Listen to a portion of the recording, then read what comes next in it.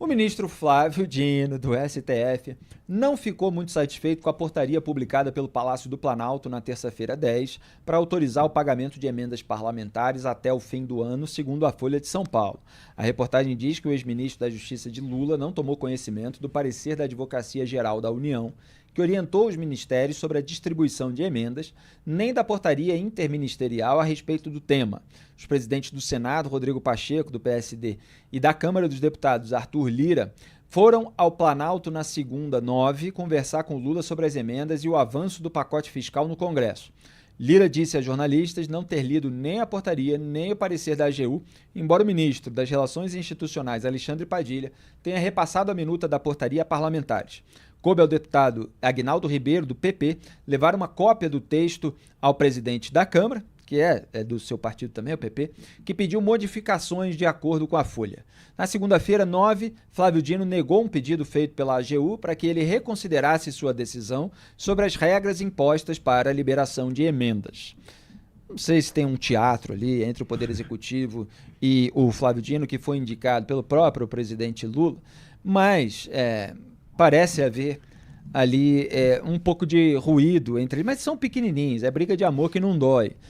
O governo Lula tinha interesse em tirar tanta concentração de poder do Arthur Lira, por exemplo, até do Rodrigo Pacheco também, embora seja aquele que sempre faz um aceno para o governo, porque perdeu o controle do toma lá da cá.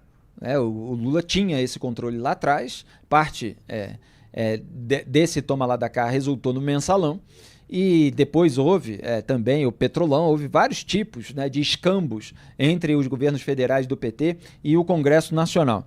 E o orçamento secreto, que foi gerido ali, criado pelo Arthur Lira no governo Bolsonaro, ele acabou emancipando um tanto o Congresso Nacional. As emendas parlamentares se tornaram ali um montante de verba que os parlamentares adoram para distribuir para seus aliados nos seus redutos eleitorais. Então manda para a prefeitura do parente, que faz um negócio com a empresa do amigo.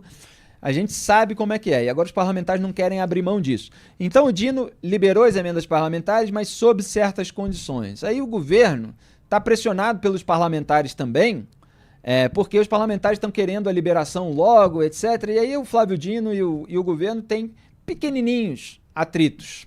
Duda Teixeira, quer destacar algo antes de eu completar aqui a análise? Eu quero, essa história é interessantíssima, porque o Lula botou o Dino nessa história, né? O Dino, quando vai lá e suspende as emendas, ele está atendendo a um pedido do Lula. Só que o que acontece? Criou-se uma confusão gigantesca e agora meio que é difícil tirar o Dino da história e o Lula está no hospital, né?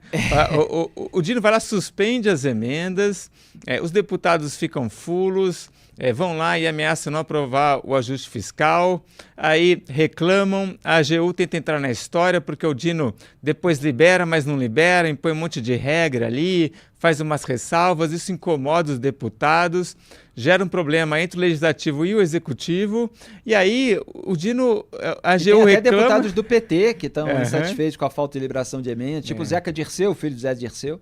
E aí a AGU reclama, só que o Dino, como ele é espaçoso, ele é lacrador, né? É difícil você pegar agora e voltar atrás, né? A confusão já está criada. Ainda falando sobre a treta das emendas parlamentares, o ministro Flávio Dino do STF criticou o que chamou de democracia do piti. E ele está fazendo o quê? Não está dando piti também? Ao comentar a insatisfação do Congresso com a decisão do STF sobre o tema. Pensem num pastor daqueles bem caricatos, daquela turma em torno do bolsonarismo, sabe como é que é? No púlpito, e assistam a Flávio Dino. Lembrem que é um juiz da mais alta corte do país, é um ministro do Supremo Tribunal Federal. E está fazendo aí embate político e falando com alguns elementos que a gente vê em certos discursos políticos religiosos. Pode soltar. Como é que um poder fica dando escândalo toda vez que o outro decide?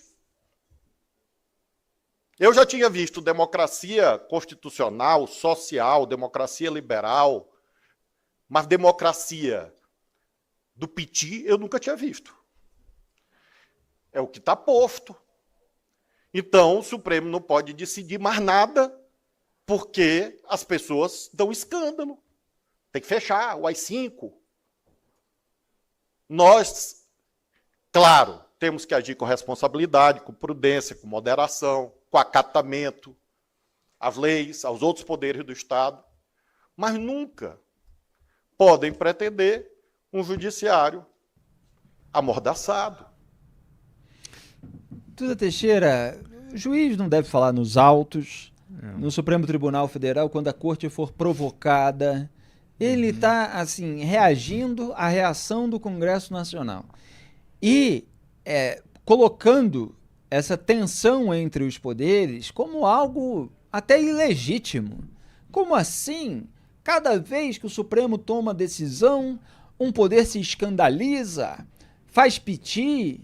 Quer dizer, parece uma aula de pastor que você tem que, vamos dizer assim, jamais contestar decisões do Supremo Tribunal Federal. Você tem que acatar em silêncio absoluto, sem fazer qualquer tipo de crítica, porque eles são as mentes iluminadas que governam o país. A gente tem críticas aqui ao Congresso Nacional em relação a esse ponto, inclusive.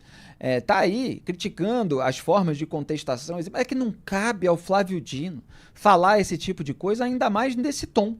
Como se o Supremo Tribunal Federal estivesse sempre certo e ninguém pudesse discutir as suas decisões. Exato. O que ele tenta fazer aí é desqualificar qualquer crítica ao STF como se fosse um piti pelo fato do STF tomar decisões. E, obviamente, não é isso que acontece. As críticas, os pitis, não são porque o STF está tomando decisão, mas muitas vezes como toma a decisão, né?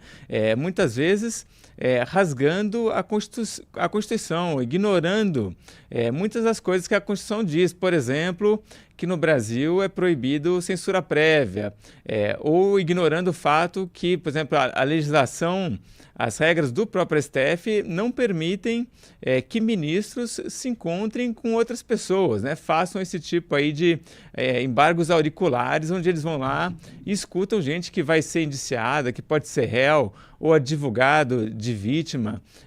Quando o STF faz esse tipo de coisa, não é que ele está decidindo, é que ele está realmente passando por cima do nosso Estado democrático de direito. E o discurso do Dino ainda teve um momento que não entrou nesse corte, em que ele falou assim: alguém aí está plenamente satisfeito? Quer dizer, se estiver plenamente satisfeito, então tem alguma coisa errada. Quer dizer, é como assim, todo mundo está meio insatisfeito, e é isso aí, tem que ser assim mesmo. Ora, as questões que são da esfera pública, que são decididas ou votadas no Supremo Tribunal Federal, elas são passíveis de debate. A gente pode criticar a motivação dos parlamentares para esse debate, que é ficar lá com emendas infladas, que são distribuídas sem transparência, etc. Agora, o Congresso tem legitimidade para questionar o Supremo Tribunal Federal. Infelizmente, faz isso nas horas erradas. Quando você tem ali algum tipo de condição para se colocar ali rastreabilidade, transparência, etc., aí eles reclamam. Agora, quando o Supremo abusa, censura, solta acusados de corrupção, de lavagem de dinheiro, o Congresso fica caladinho. Agora, o Dino não tem nada que ficar questionando a legitimidade do Congresso em reagir a decisões do Supremo Tribunal Federal. Mas ele virou aí o porta-voz político do STF.